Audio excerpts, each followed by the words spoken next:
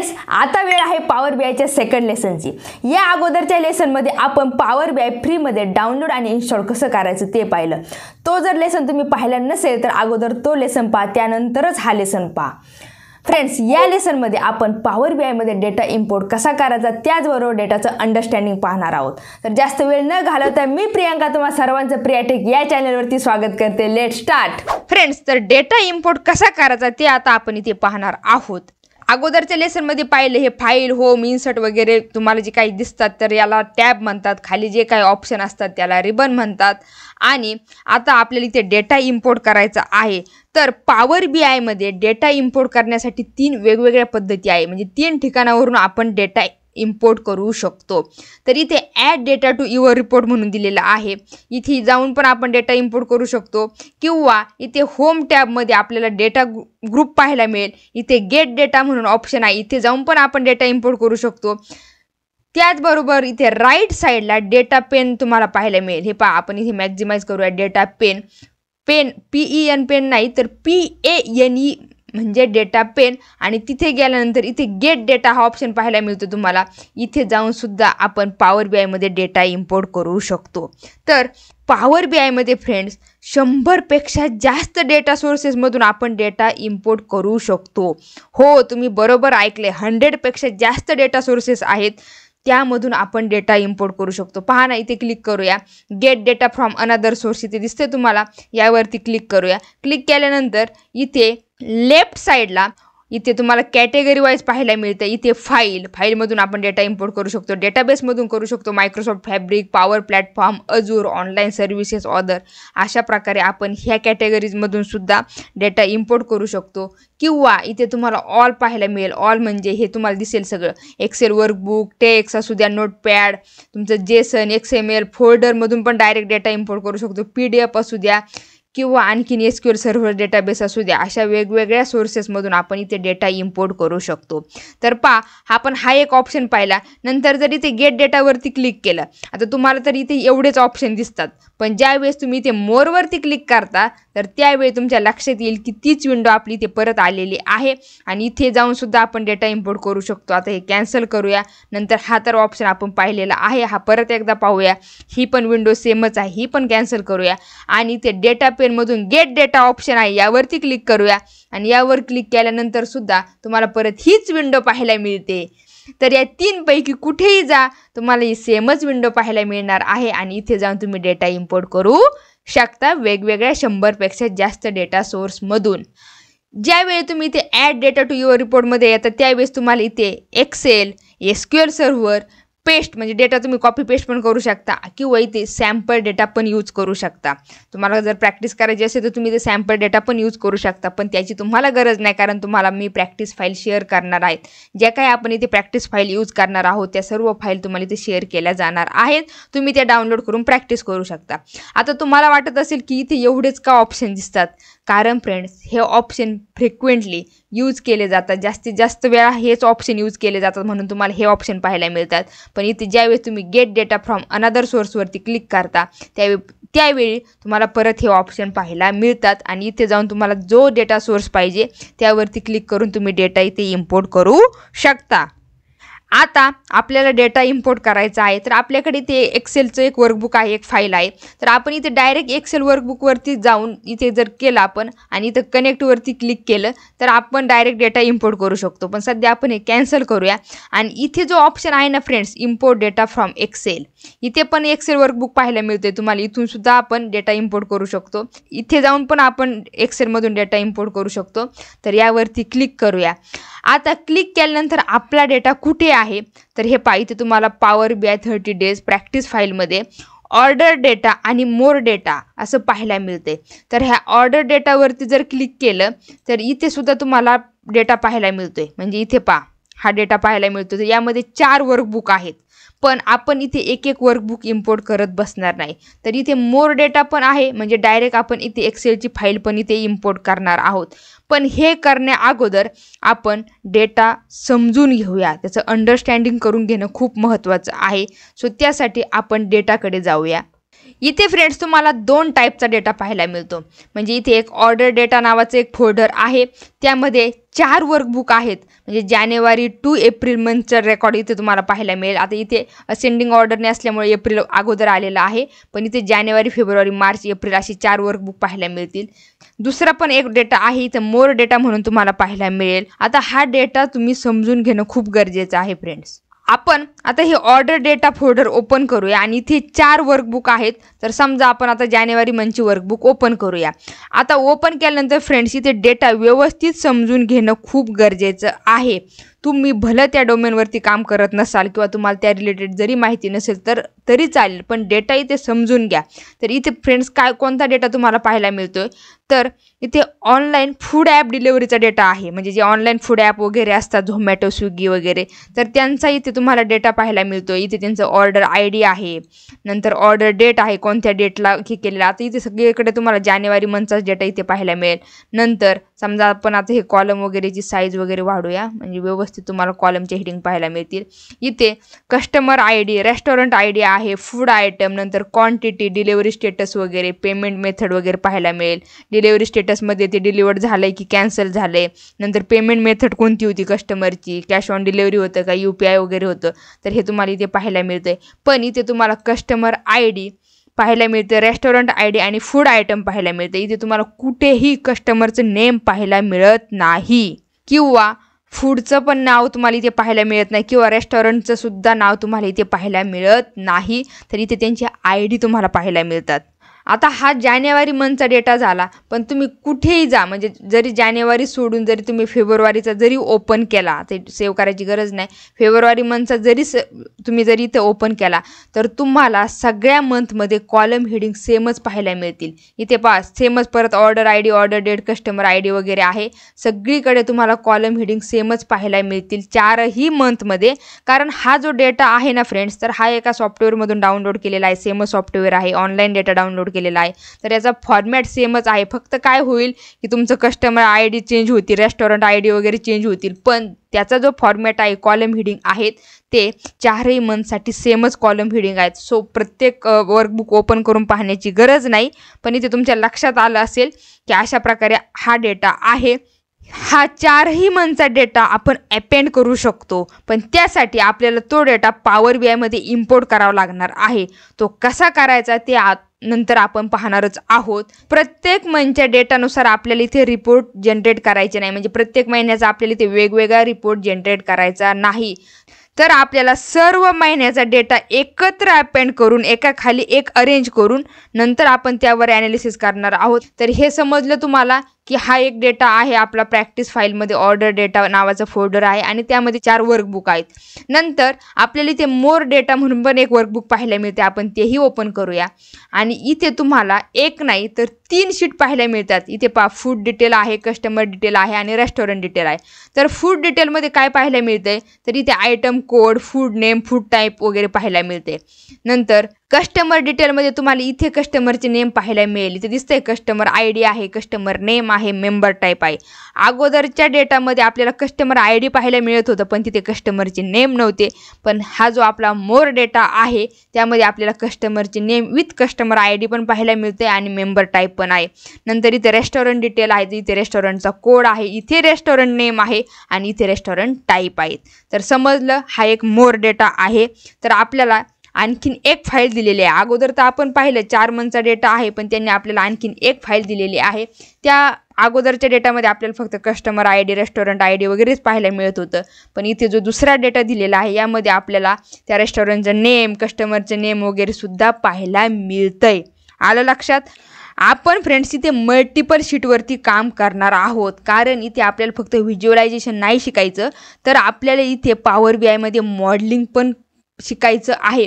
आणि त्यासाठी असं मल्टिपल शीट असणं गरजेचं आहे आणि त्यामध्ये आपल्याला रिलेशनशिप इस्टॅब्लिश करायची आहे. ते आपण हळूहळू पुढे पाहणार आहोत, स्टेप बाय स्टेप आपण सर्व पाहणार आहोत.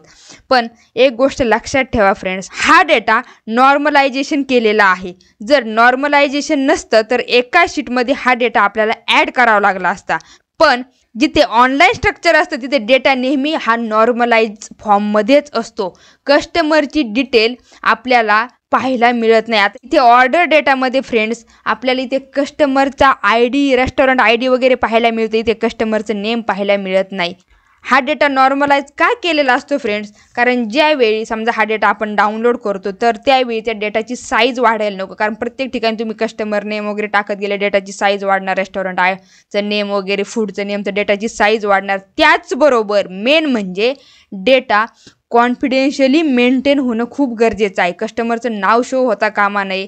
सिक्युरिटीच्या दृष्टीने हा डेटा कॉन्फिडेन्शियली मेंटेन होणं गरजेचं आहे. म्हणून हा डेटा असा नॉर्मलाइज फॉर्ममध्ये असतो. जरी कोणी ही ऑर्डर डिटेलची जर फाईल शेअर केली तर इथे तुम्हाला कुठेही कस्टमरचं नाव किंवा रेस्टॉरंटचं नाव पाहायला मिळणार नाही. म्हणून असे वेगवेगळ्या ठिकाणी आपला डेटा आहे. तर हे तुम्हाला नक्की समजलं असेल की इथे काय आहे. तर इथे मेन एक आपलं ऑर्डर डेटा म्हणून आहे. यामध्ये आपले 4 वर्कबुक आहेत आणि इथे आपली एक वर्कबुक आहे आणि त्यामध्ये 3 शीट आहेत. हे समजलं तर डेटा समजून घेणं खूप गरजेचं आहे. डेटा अंडरस्टँडिंग होणं खूप गरजेचं आहे. जर तुम्हाला डेटा कशाशी रिलेटेड आहे, डेटाचं डोमेन जर तुम्ही समजून घेतलं तर त्या डेटामध्ये काय इन्साईट काढायचं हे तुम्हाला क्लिअर होतं. आता या डेटामध्ये काही ट्रान्सफॉर्मेशनची गरज आहे का?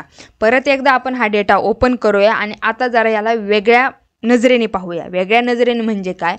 तर डेटाला ट्रान्सफॉर्मेशनची गरज आहे का? ट्रान्सफॉर्मेशन म्हणजे काय फ्रेंड्स? ज्यावेळी तुम्हाला डेटा मिळतो, तुम्ही एखादा डेटा डाउनलोड करता किंवा तुम्हाला कोणता तरी एखादा डेटा मिळतो, तर तो डेटा क्लीन असेलच याची गॅरंटी नसते. म्हणजे त्या डेटामध्ये कुठेतरी तुम्हाला ब्लँक व्हॅल्यू पाहायला मिळतात, एम्प्टी सेल पाहायला मिळतात किंवा रिपीटेड व्हॅल्यू असतात किंवा एरर वगैरे असतात. तर अशा वेळी तुम्हाला तो डेटा क्लीन करणं खूप गरजेचं आहे.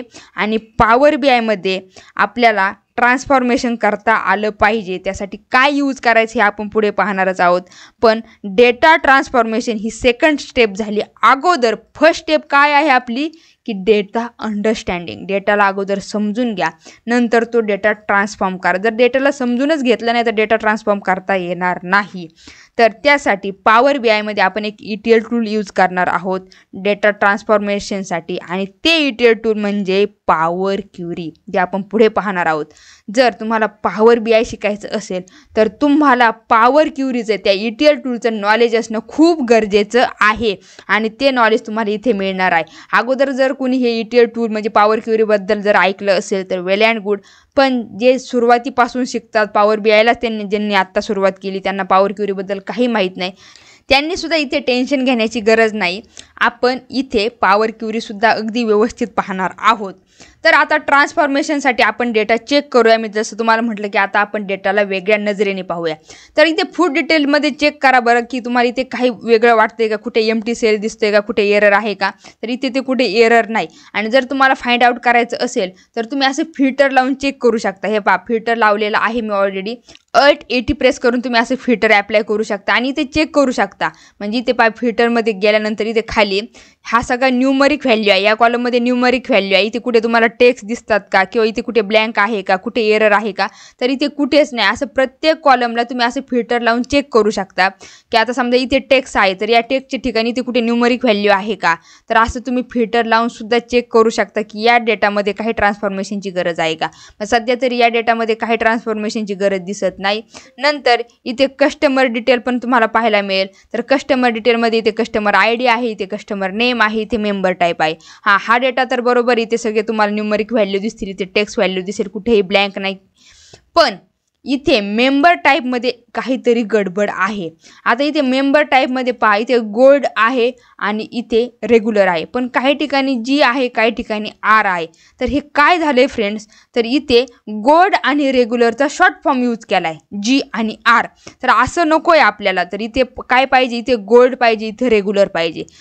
तर तुम्हाला वाटेल यात काय अवघड आहे. आम्ही एक्सेल तुमचा beginner to advance course already पाहिलेला आहे. त्यामध्ये तुम्ही फाइंड अँड रिप्लेस आम्हाला सांगितलेलं आहे, ते आम्ही इथे करू शकतो. म्हणजे फाइंड अँड रिप्लेस करून आपण इथे Gच्या ठिकाणी गोल्ड आणि Rच्या ठिकाणी रेग्युलर करू शकतो. पण नाही फ्रेंड्स, ते चेंजेस आपल्याला इथे एक्सेलमध्ये करायचे नाही.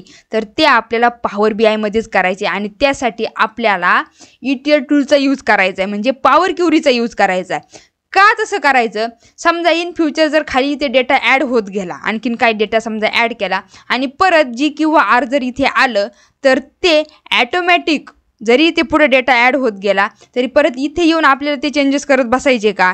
इथे येऊन आपल्याला ते चेंजेस करायचे नाहीत. म्हणून आपण डायरेक्ट ते पॉवर बी आयमध्ये करणार आहोत यूजिंग पॉवर क्युरी. त्यामध्ये जर एकदा आपण चेंजेस केले तर ॲटोमॅटिक ते अपडेट होत जाणार आहे. जरी इन फ्युचर जरी इकडे कुठे डेटा ॲड होत गेला तरीसुद्धा ज्या स्टेप आपण तिथे ॲप्लाइड केलेले आहेत त्या स्टेप पुढे ॲटोमॅटिक त्या स्टेप होत जाणार आहेत आणि जिच्या ठिकाणी डायरेक्ट गोल्ड येणार आहे. नंतर आपल्याला इथे काही पाहायची गरज पडणार नाही.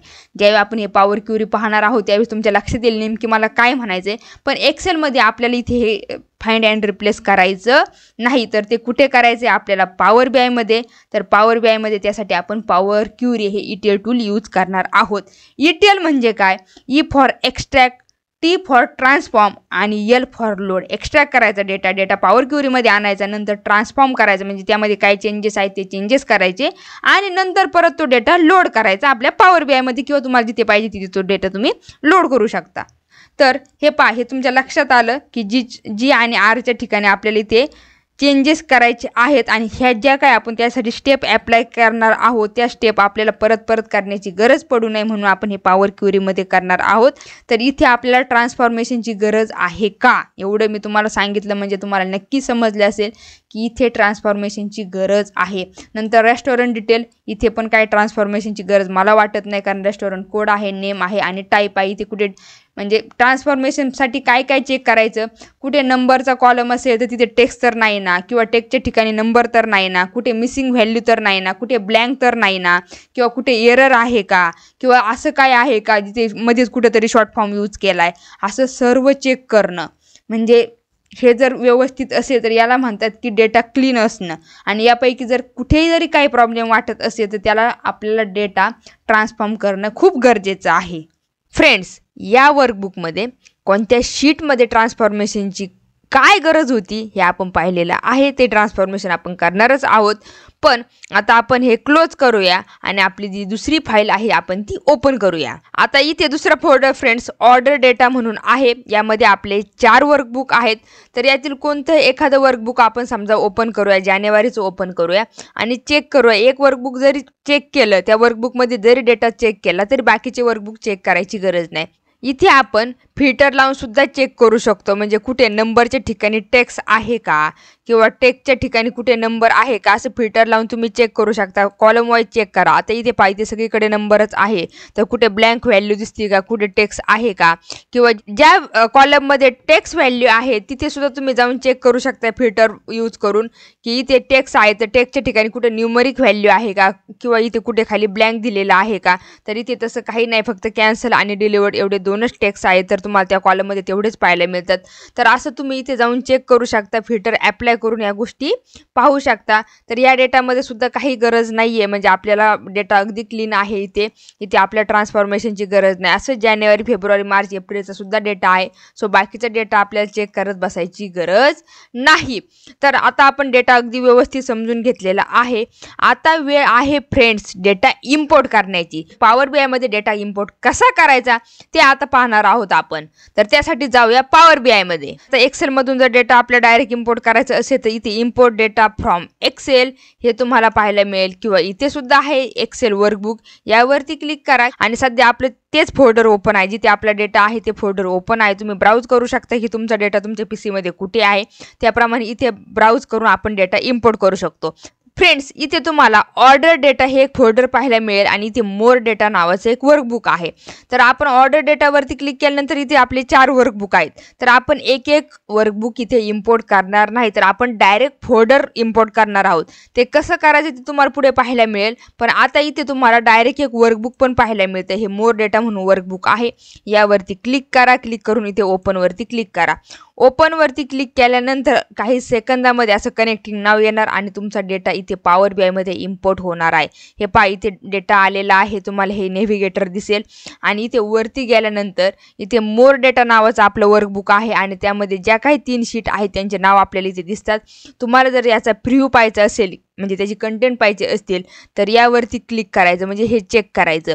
आणि ज्यावरती तुम्ही इथे कर्सर क्लिक करणार आहात त्या शीटचा डेटा तुम्हाला इथे पाहायला मिळतो. हे पहा, customer detail, food detail, restaurant detail असं आपल्याला इथे पाहायला मिळतंय. त्यानंतर इथे खाली गेल्यानंतर फ्रेंड्स आपल्याला लोड, ट्रान्सफॉर्म डेटा आणि कॅन्सल असे 3 ऑप्शन पाहायला मिळतात. आता डेटा लोड कधी करायचा आणि कधी ट्रान्सफॉर्म करायचा ह्या गोष्टी समजून घ्या.